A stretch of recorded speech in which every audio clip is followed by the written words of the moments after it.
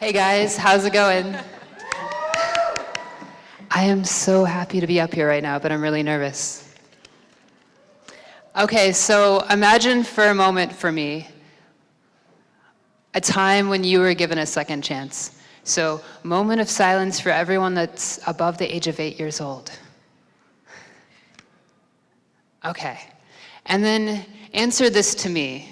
So, did you have to overcome uncertainty or fear in doing that? This is a rhetorical question. Probably. So I'm going to tell you my story about how Heartland gave me a second chance. Many of you in the graduating party may understand what I mean. It may be your second or maybe even your third chance. So some of you may be very proud of being in the graduating party as well. Some of you may think this is just another day because you plan to graduate from a four-year college.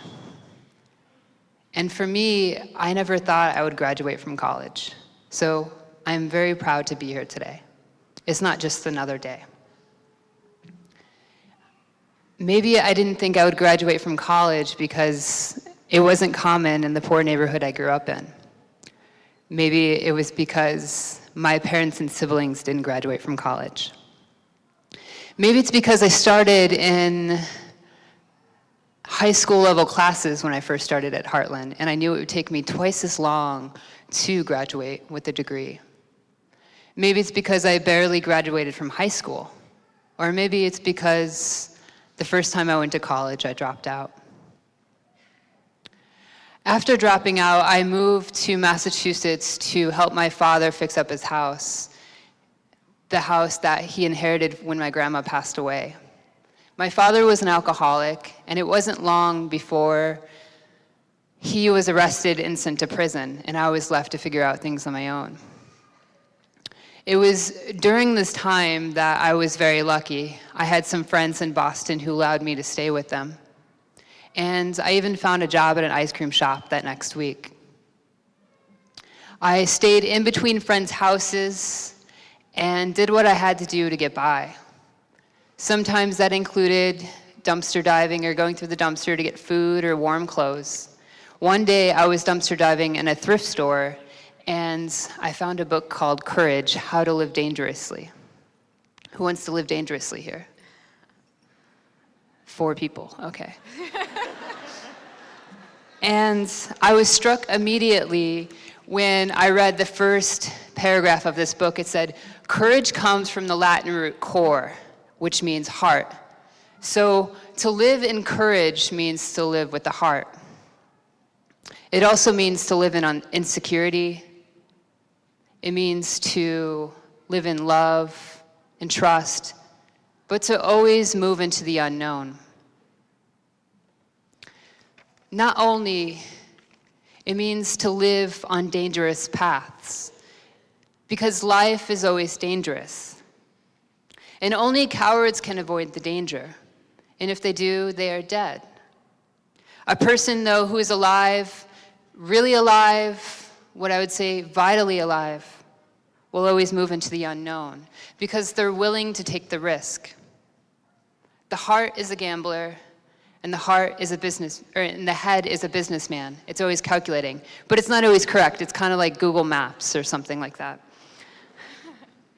After reading this book, I felt inspired to travel to the United States as a musician, and I did with a few $100s and songs and lots and lots and lots of courage. And I needed that because I had never done anything like this before. I had only read about things like this. I wanted to do something that guaranteed to change me. So I became addicted to moving into the unknown.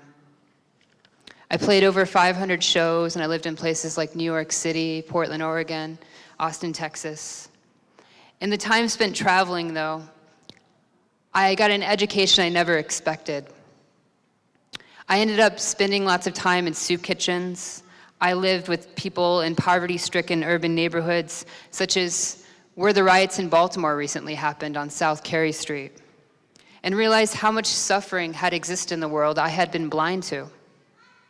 I too experienced poverty. I ran out of money. I was homeless, and I begged for change from strangers. I, at times, even had to question whether or not I would have to break the law to get the food I needed. And I had never had this perspective before. I hit rock bottom once, twice, and then I lost count. I fell in love with failing, and I started calling it practice. I met a woman in the subway of New York asking her for change one day. And she gave me $1 and said, "Go home."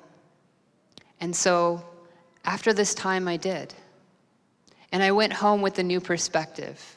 When it came to Heartland, the perspective from seeing all of these poverty-stricken urban areas made me want to contribute to my community. I saw how the world needs people like everyone graduating today who are energetic and talented individuals with goals that are beyond just survival. And I did too. I took the leap to attend Heartland again. My teachers during this time, through their personal connection and their dedication, helped illuminate my unique abilities.